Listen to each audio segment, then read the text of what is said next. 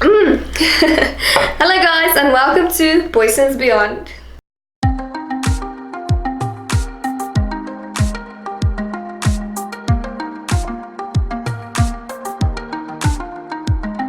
As you guys know, we are from South Africa and we are busy with a series on sharing information about South Africa when you're visiting and traveling to South Africa.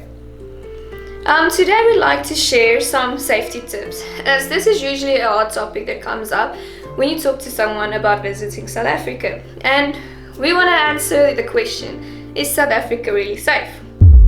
And to answer it straightforward, I've been living there 27 years and I haven't really encountered a lot of crime.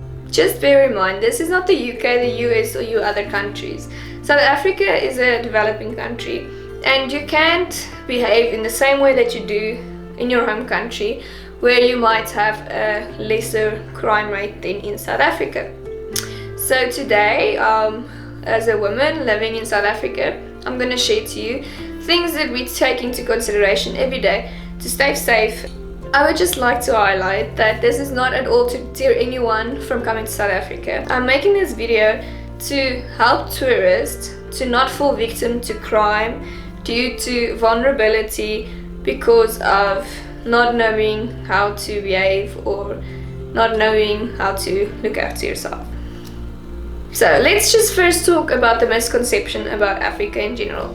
Now, if you think about any movie about Africa that's maybe like Hollywood produced, a more popular movie, you'll probably be thinking about Blood Diamond, Tears of the Sun, Hotel Rwanda, Beyond Borders. You know, movies that really has a very violent theme. All these movies has definitely shaped a perception of Africa that it is extremely dangerous, that you'll be driving on a random road and be ambushed by rebels.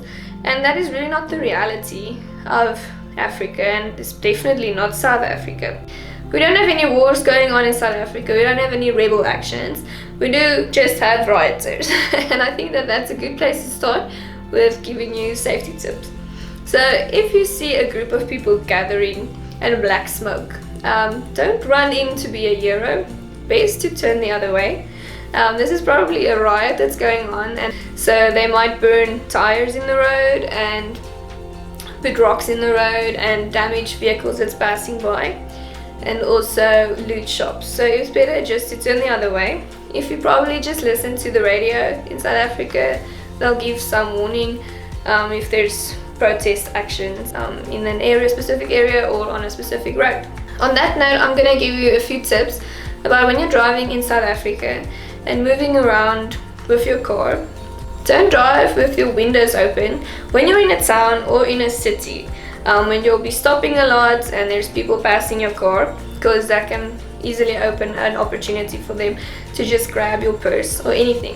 That being said, don't let any valuable belongings be seen easily in your car, either when you're driving, like I said, in a city or in a town, or when you are parking your car somewhere. If you have a laptop or anything like that, it's better to put it in your boot so no one can see that you have valuable items in your car, and that will maybe deter them from going through the effort of breaking into a car and they're not sure if that's actually worth it for them, if there's something valuable in the car or not. But if they can see that there is, then that's definitely a motivation for them to do that and to choose your car to be a victim. And then of course that adds into making sure that your doors are locked when you are driving. Another thing that I always try to do is to not park too close to the car in front of you.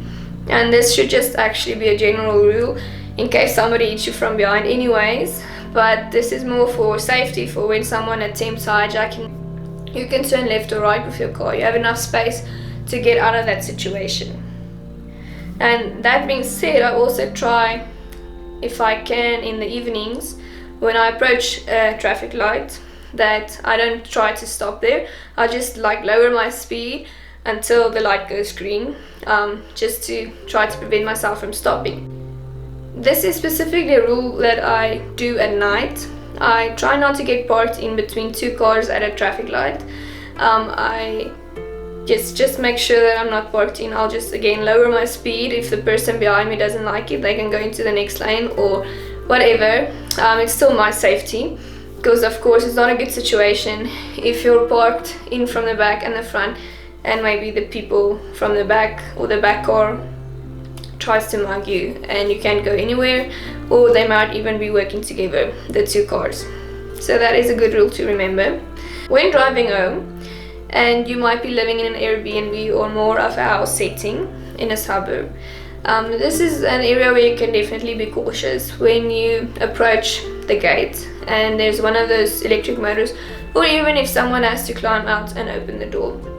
Then it's also good to park in a way that someone can come from the back and you can't go anywhere. I always try to park a bit skew, if that makes any sense, so that I can maybe go to the left if possible, or my car is in a better position to reverse next to them or at least hit them. But I mean, if you're like, you know, parked like this and this is the gate and then there's someone there, then you really can't go anywhere. So that is definitely a soft spot for hijacks. Another trend that's popped up in South Africa relating to crime: civilians pretending to be police officers. Now in South Africa there are police or traffic officers that do have unmarked cars, but these people will go at night and then pull you over and hijack you. So this is especially like in roads where it's really not trafficked a lot. So when you're driving and someone tries to pull you over and you feel uncomfortable with the situation, then I've heard that it is okay to put on your hazards, lower your speed to 40 kilometers an hour, indicate to the cop or the fake cop that they should follow you, and then you should head to the closest police station. I would even go as far as to tell you to maybe phone 911, or actually in South Africa we use the number 10111. 10111. They taught us that in school. So I would rather phone them and tell them, listen, I'm on this road and I've got a person that is showing blue lights. I don't know if it's a cop or not, but I feel unsafe. Can you identify this registration number maybe, or confirm the registration number, or dispatch someone who knows, something like that. I'm on the way to this police station.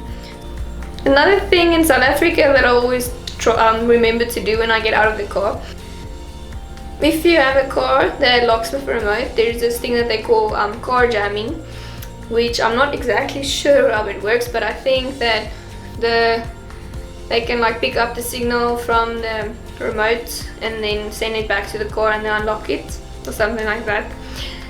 So your car doesn't, or they block the signal and you still hear like that makes the sound that your car is locking, but it isn't actually. So just make sure, like, test your doors, make sure that it locked, and that's just an extra safety precaution. A lot of these are really exaggerations, and possibility of it happening is so probably not a whole lot, but it's just things that I really always just do, I think, naturally growing up in the country, that, you know, it just helps you to be a little bit more vigilant, be a little bit more safe, try to prevent yourself from falling victim to one of these crimes. And let's just get into the obvious things that I think, in every country, the moment you feel like you don't need to be vigilant, that is when you open up yourself to be vulnerable. Even if it's just to pickpocketing in Europe, or a mugging in New York, whatever. That's the moment that you think that you're safe, that you are vulnerable. So just, the obvious things are: don't flaunt cash around.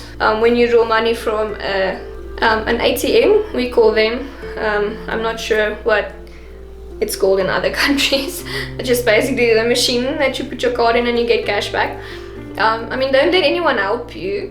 If you don't understand the language, I don't know if you can go into a bank rather, but not a good idea to have someone help you. In South Africa, they wouldn't like you see in the movies, someone running by and snatching your handbag.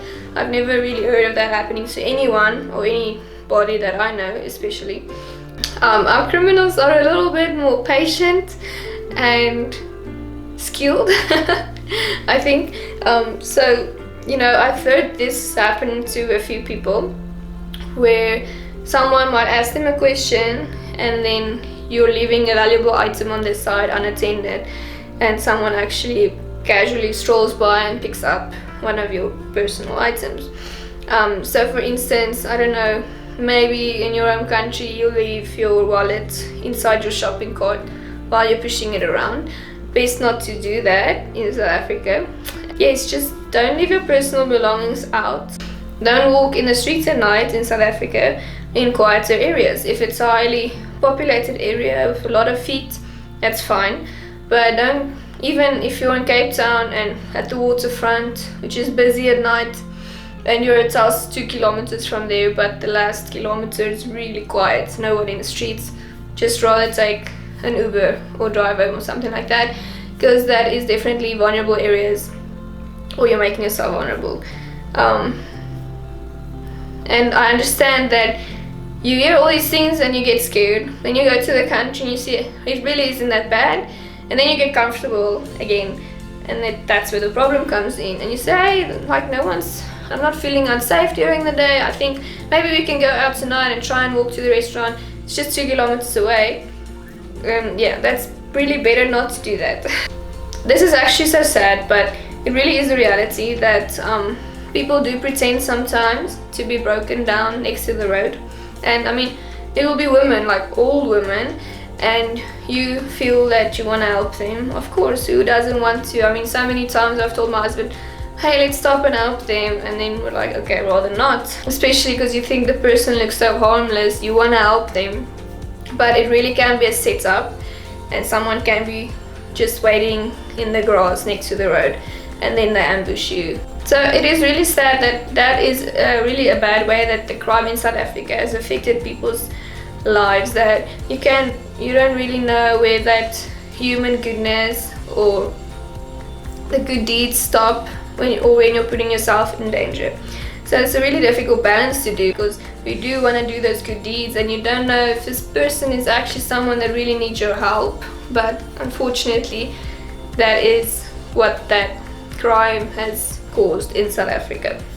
This is not related to criminal activity, but I feel like people have a misconception that South Africa is overrun with wild animals, lions and hyenas and everything, and that might scare some people as well. But we actually do not have as much wildlife roaming around everywhere.